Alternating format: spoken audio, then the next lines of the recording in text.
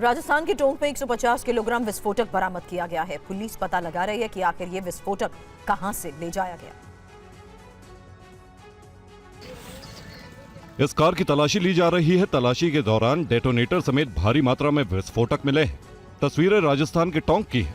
शक के आधार पर कार रोकी गई। तलाशी के दौरान पुलिस को इस कार से 150 किलो अमोनियम नाइट्रेट मिले, जो खाद के कट्टों में छिपाकर ले जाए जा रहे थे। प्याज गाड़ी थी जिसमें एक एक्सप्लोजिव जब्त किया गया और ये एक्सप्लोजिव जो है ये 150 किलो अमोनियम नाइट्रेट था, जो यूरिया के कट्टों में छुपा के रखा गया था।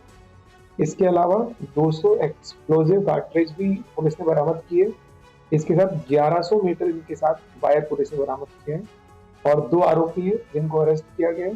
पुलिस ने इन विस्फोटकों के साथ 2 अभियुक्तों को गिरफ्तार किया है। साथ ही कार को जब्त कर लिया गया है। पकड़े गए अभियुक्तों की पहचान सुरेंद्र और सुरेंद्र मोची के रूप में की गई है। दोनों करवर थाना क्षेत्र बूंदी के रहने वाले बताए जाते हैं। पुलिस अब ये पता लगा रही है कि आखिर ये विस्फोटक क्यों ले जाए जा रहे हैं और इनका इस्तेमाल कहां किया जाना था। अयोध्या में राम मंदिर की प्राण प्रतिष्ठा की दूसरी वर्षगांठ आज विशेष उत्साह के साथ मनाई गई। इस अवसर पर उत्तर प्रदेश के मुख्यमंत्री योगी आदित्यनाथ और रक्षा मंत्री राजनाथ सिंह मौजूद रहे। मुख्यमंत्री योगी आदित्यनाथ ने अयोध्या में महर्षि वाल्मीकि एयरपोर्ट पर रक्षा मंत्री राजनाथ सिंह का स्वागत किया। दोनों नेता सबसे पहले हनुमानगढ़ी पहुंचे, जहां उन्होंने पूजा अर्चना की।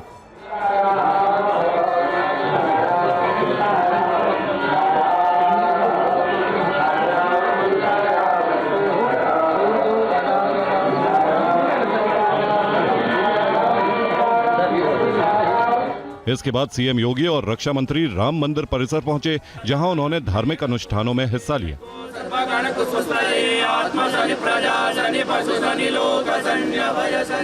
रक्षा मंत्री राजनाथ सिंह ने मां अन्नपूर्णा मंदिर के शिखर पर धर्म ध्वजा को विधिवत स्थापित किया।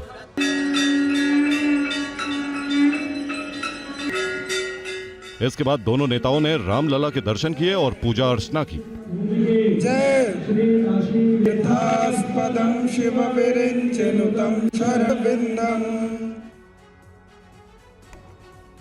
और अयोध्या में ही राम मंदिर प्राण प्रतिष्ठा की दूसरी वर्षगांठ में रक्षा मंत्री और सीएम योगी शामिल हुए। तस्वीर आपने देखी। आपको बता दें, दोनों ने राम मंदिर में पूजा अर्चना की और इसके बाद सीएम योगी आदित्यनाथ ने एक जनसभा को भी संबोधित किया। विपक्ष पर कैसे हमला बोला, सुनिए। कुछ लोगों ने अपने निहित स्वार्थ से मजहबी जनून और सत्ता की तुष्टीकरण की उस निकृष्टता में पड़ करके अयोध्या को भी उपद्रव और संघर्ष का एक अड्डा बना दिया था। अयोध्या ने जो संघर्ष देखा था, पिछली सरकार ने अयोध्या को लहूलुहान करने का कार्य किया था। जिस अयोध्या में कभी संघर्ष नहीं होते थे, उस अयोध्या को लहूलुहान करने वाले लोग, उस अयोध्या में जिनके शासन में आतंकी हमले होकर के अयोध्या को लहूलुहान करने का प्रयास हुआ था, लेकिन प्रभु की कृपा और बजरंगबली जहां की रक्षा स्वयं कर रहे हो, वहां तो भूत पिशाच से निकट नहीं आवे महावीर जब। और अयोध्या में राम मंदिर की प्राण प्रतिष्ठा की दूसरी वर्षगांठ के मौके पर राजनाथ सिंह ने कहा कि ऑपरेशन सिंदूर के दौरान भी हमने भगवान राम की मर्यादा का ख्याल रखा और पाकिस्तान को सबक सिखाया। ऑपरेशन सिंदूर के दौरान भारत ने भी भगवान राम की इसी मर्यादा का पालन किया। जैसे राम का लक्ष्य रावण का संहार नहीं बल्कि अधर्म का अंत था, हमारा भी वही लक्ष्य था कि हम आतंकियों और उनके आकाओं को सबक सिखा कर आएंगे। और हमने बहनों भाइयों बस यही किया।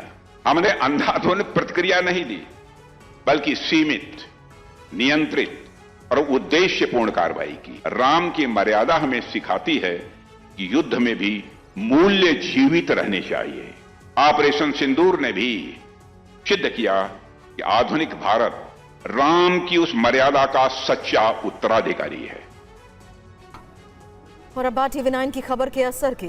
कर्मचारियों की परेशानी पर TV9 की मुहिम रंग लाई है और जोमैटो और स्विगी जैसी कंपनीज ने अब गिग कर्मचारियों को ज्यादा पैसे देने की पेशकश की है।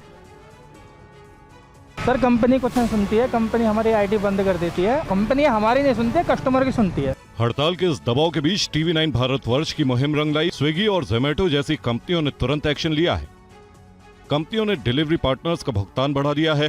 जोमेटो ने ऑफर दिया है कि आज शाम पीक आवर्स में वो प्रति ऑर्डर 120 से 150 रुपए तक भुगतान करेगा।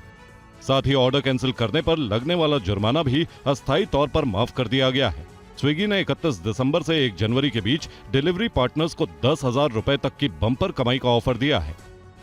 TV9 की इस मुहिम का जिक्र आम आदमी पार्टी के सांसद राघव चड्ढा ने राज्यसभा में किया।